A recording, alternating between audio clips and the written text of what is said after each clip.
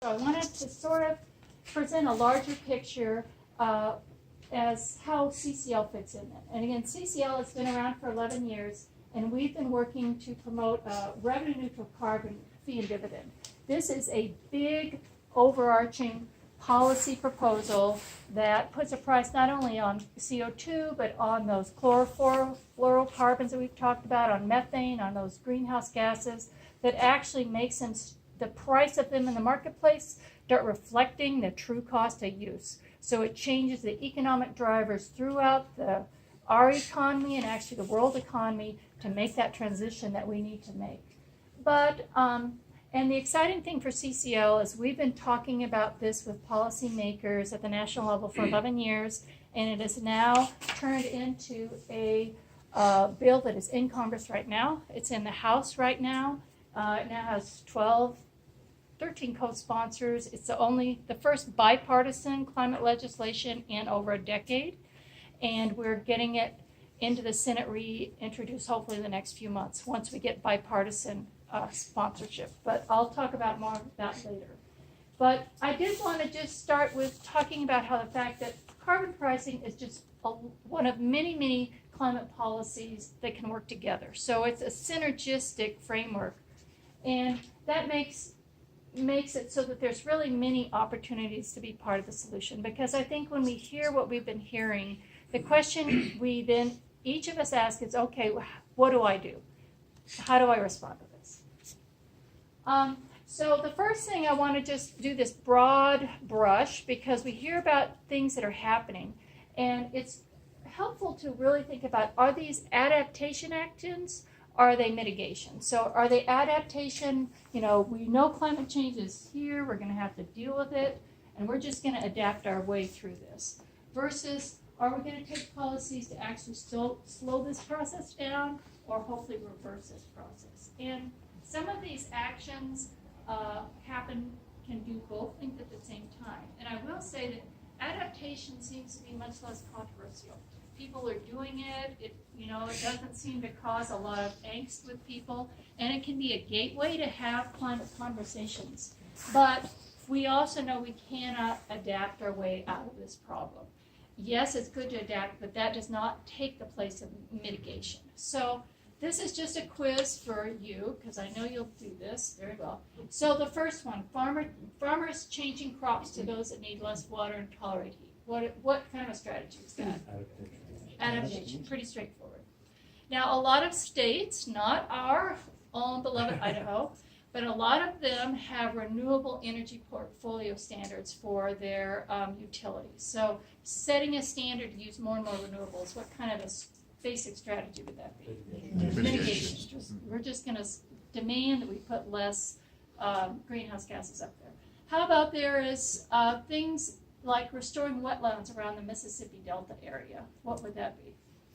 Yeah, that'd be both. It's going to protect lands from the increasing storm surges, but wetlands are a great carbon sink. So that's one where you can get, effects in both areas. Focus Base is doing a whole lot of stuff. They've invested lots of money in snowmaking machine. You've got summer slides and all kinds of stuff. What are they doing? And they're being very straightforward about it. They say climate is changing, it's affecting our business, and we have to adapt. And then the clean car standards, again, this is something that's going to be in the news, and we're going to talk about that as an action step. But again, this demand by government that fuel economy will become greater and greater. What kind of a policy would that be? Mitigation. Okay, so you can start when you hear something, it's like, is that adaptation, mitigation, or is it some of each? And again, a lot of this is happening not in public policy, but there's a lot of nonprofits and non-governmental organizations that are carrying this out too. So then there's just sort of 4 big categories of mitigation policies. And this first one is performance standards. So this is something that Americans are pretty familiar with. Most people expect the government to say to industry, we require that cars be relatively safe. We think, your kids' toys should not have lead in them. Your food shouldn't have, bacterial poisoning in it. So that's something that, we everybody seems to think that that's okay. And so that is a place where the government can step in and say, we're going to require that maybe our we have renewable portfolio standards, maybe our appliances become more efficient, our CAFE, that's the car efficiency standards. Building codes was another thing that's been in the Idaho news in the last year, because I think it was the city of Boise wanted to have more efficient building codes. And the state of Idaho said, no, we don't think you should be able to do that. But that would be a performance standard.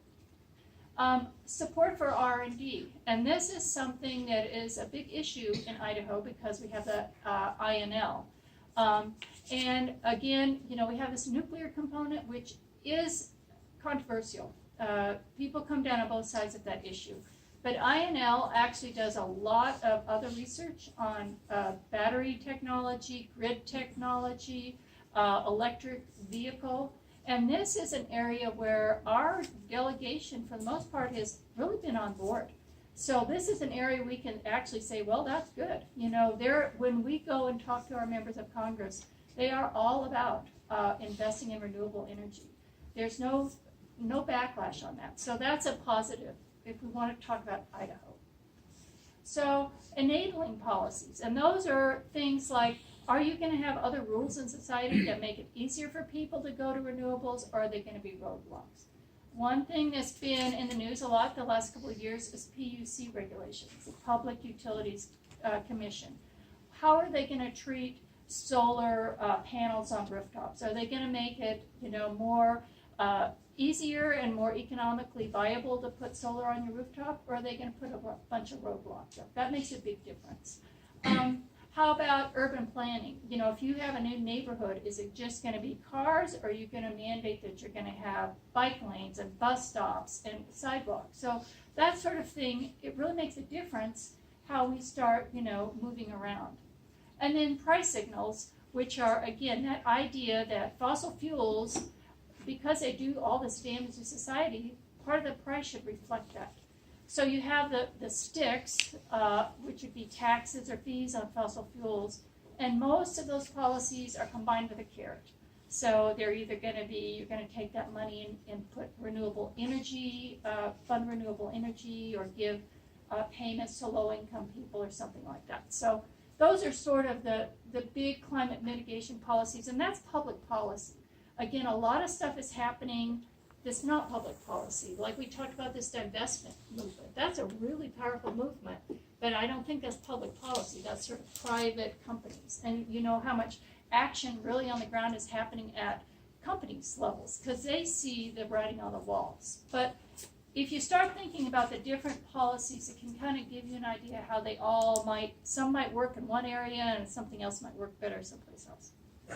So here's another quiz. You have to remember the slide before now. This is some of our members of our Boise chapter went to the State House last month, and we focused on national policy, but we also looked for ways, how can we kind of create that political will in Idaho to make our national leaders more receptive to taking action on climate policy. So we went to the Democratic offices of Alana Rebell and Rob Mason. We also went to the office of the Majority Leader, Scott Bedke, and we had the same question for them. How can we help move the climate conversation forward in Idaho? What can we do to make that happen? And we had different answers in both of those offices. But in Alana Rebell and Scott Mason's office, they said, well, as a matter of fact, we have some very specific requests for you. And so I'm sharing these with you. And one of the requests, which I'm going to share later, is there is a new bill that's now going to be introduced in the House to prohibit homeowners associations from banning homeowners, there's your double negative, from putting rooftop solar on. Because some homeowner associations say, oh, they're ugly, we're not going to allow those. So what kind of one of those policies was that? Stick. No, it's not a stick. Okay, that was a slide ago. That's an enabling policy. So that's a public policy that makes it easier to go to renewables versus putting a roadblock in, which would be that HOA issue. So this is where, again, I'm hoping that when you leave today, you'll say, oh, you know, I did spend my whole Saturday here, but I actually got some useful information. So I have put this in here. On this solar, there's actually going to be a hearing this Tuesday at 1:30. They have asked us, again, their ask was, please come if you can. If you can't, write your legislator. And they said, please talk about home property rights, the ability of people to have freedom of choice in energy. And this is an example where it doesn't have to be about climate change. We can talk to the legislators that don't have that on their agenda too much. We can talk about freedom of property rights. So that was a specific action opportunity for you. And that's, you can take a picture of that. I think one of the things we were going to do, if you sign up, we can email you the electronic copy of all this so that you can get the link. And then the other action item, they said, oh, by the way, if you want to ask people to do something, this has been an ongoing challenge in our State House, is to actually talk about climate change. And there now is an actual official hearing, which was years in the making, and it's coming up on March 6th to talk about climate change and its effects in Idaho. And again, this is one of these things where your presence makes a huge statement. If that room is packed and overflowing with concerned citizens, legislators will take notice. So it's something, you know, you can say, I actually did something that probably made a difference. What's the time on that one? I missed it. That is 1:30, March 6th. I mean, the So- one before, the one that's Oh, Tuesday. I think the other one was 1:30 too. Let me see how my back is. Oh, 1:30. So all you have to remember is 1:30. Nancy, I'm wondering how firm that schedule is. Is that subject to? I don't know. Yeah. That's I can tell you that's all I know. Okay. So that's just an example of things that you can do. This is, they also, regarding Action 2, they had suggested that there's actually, again, a local up-to-date information on what's hitting Idaho. Because we're going to continue to learn that people respond much better to local issues that are happening right now that affect them personally. That's what moves people to take action. So just keep that in mind. So I am going to very briefly talk about the climate policy that CCL has been promoting and is now in the House. Again, we've talked about how critical it is. We need to make this transition like really quickly from fossil fuels. How do we do that when you know they're so entrenched in our marketplace? And again, the wisdom is coalescing that what you need to do is start putting a price on fossil fuels as they enter the economy, so that that price goes up and up and fossil fuels become relatively more expensive. And this is not just arbitrary, but they're becoming more expensive because they are costing our society dearly to use.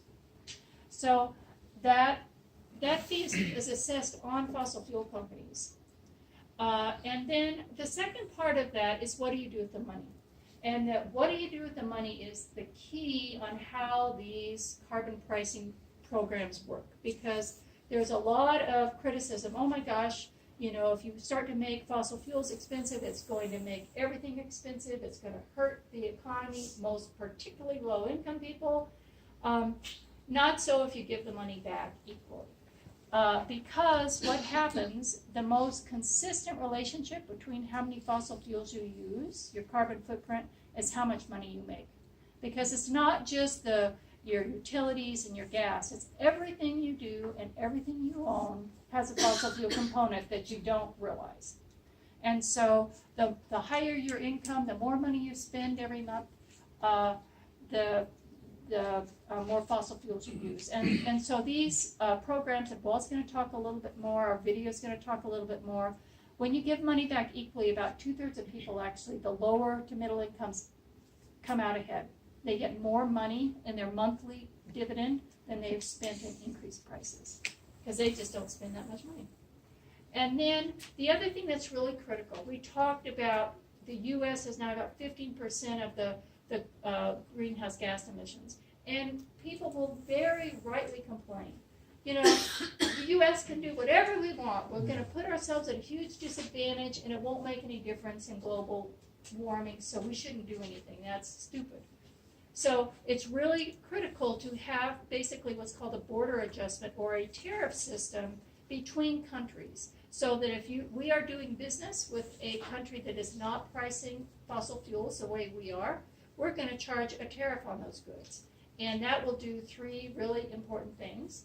It will protect our businesses from an unfair disadvantage, and it will keep them from wanting to move someplace else where it's cheaper. They don't have to pay a carbon price.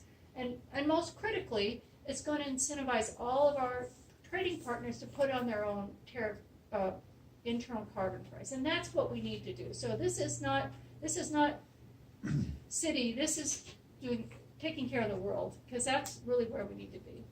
And again, the thing that is so exciting about this, CCL has commissioned a lot of independent economic analysis on this. This by itself is projected to decrease our emissions 40% within 12 years. This is getting us on those timelines we're talking about, away from disaster. And that's exciting because it's in Congress right now, and it's bipartisan. It's just waiting for people to help ask for support. The other thing that is important to know is that there is just this huge misinformation that climate change, you know, you're going to have to deal with that sometime, but the issue is far off. But if we take steps, it's just going to be such a bitter pill to swallow. We're going to have to do all this sacrifice to solve this far-off problem, when the opposite is true. We know that climate change is affecting us now, and policies done right actually really make our lives better. They make our air cleaner, they help with our economic inequity issue, and it's just not a situation where we have to choose between two bad things. If we can do this right, and it can be a good thing. The other thing I'm very proud of, as somebody who's been devoting a lot of time to CCL, is just in January 17th of this year, you can see the type of economists that signed this letter. Basically the nation's most preeminent economists, and this is from both parties, signed a letter that said basically three things. Climate change is a clear and present danger. We need to do something about it.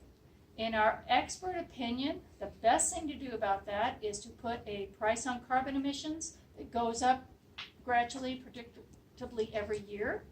The best thing to do with that money, we've now decided, is to give it back in equal lump payments to every American citizen and legal resident. And the other best, most important thing to do is have a carbon tariff system. Every single component is in the Energy Innovation and Carbon Dividend Act that we have been working for 11 years. So, you know, I think that that's really exciting. And then just to put this in context of the other things that are happening, the Climate Leadership Council, this is the video that we're going to watch, I think maybe next, but it is actually the group that gathered these economists together, because they have a very similar plan to the Energy Innovation Act and all the big components that I just mentioned. It does have a slower rate of carbon price increase, and it only talks about CO2, whereas the Energy Innovation Plan tackles all of those warming gases. It's a slightly more business friendly, and probably therefore it has quite a bit more Republican and business support. But it is getting the conversation to a bipartisan. They're friends with CCL, they support what we do, and so we're sort of on parallel tracks. And I think they are going to sponsor a separate bill. So that might come in the news later this year. And then, of course, the Green New Deal, I want to mention that because, you know, that is really changing the landscape.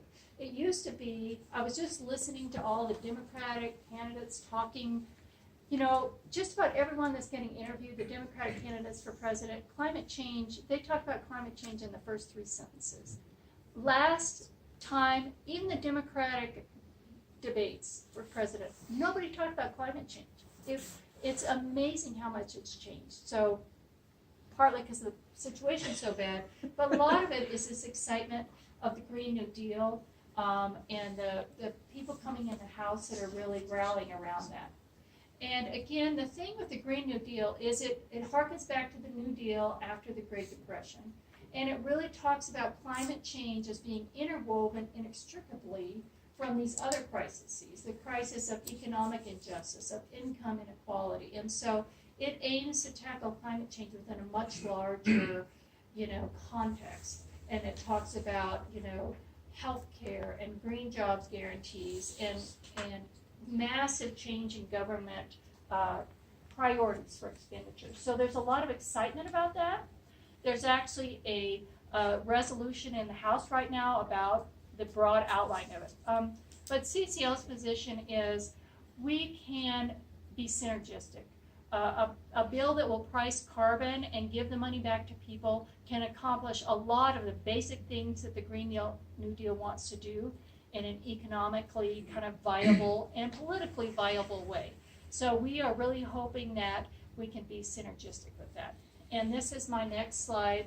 You gotta love taking pictures off the internet. These are fighting climate activists. They're fighting amongst each other, and we do not have time for that.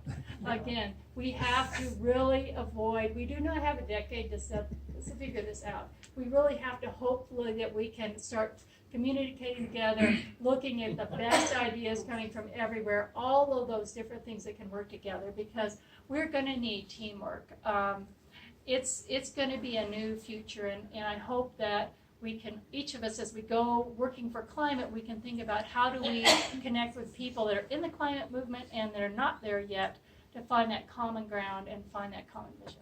So, questions? Yes. The carbon tax, I kind of understand that in theory. Is there global support for that? Are we standing alone No, on that? we are not. In fact, there are many, many countries that are already doing carbon taxes. Something that's kind of exciting, the country of Canada just passed a countrywide carbon tax very similar to the Energy Innovation Act. In 2020, China is doing a big, massive carbon pricing thing. Of course, the European Union has done it for many, many years. So actually, the U.S. is sort of a latecomer to this, but we are holding everybody back. We're holding everybody back. Once we get on board, again, we're going to be the leaders, and we are going to get them to ramp up their carbon pricing.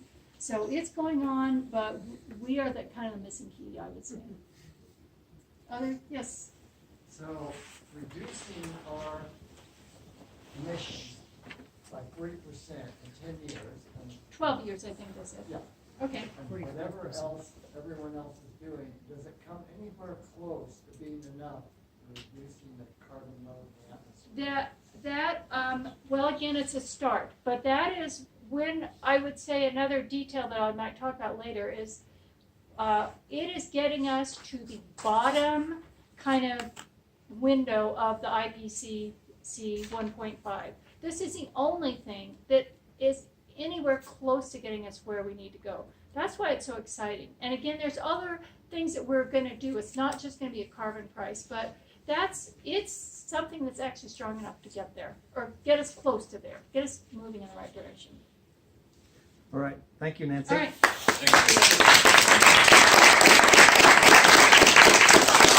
We're bending the timeline ever so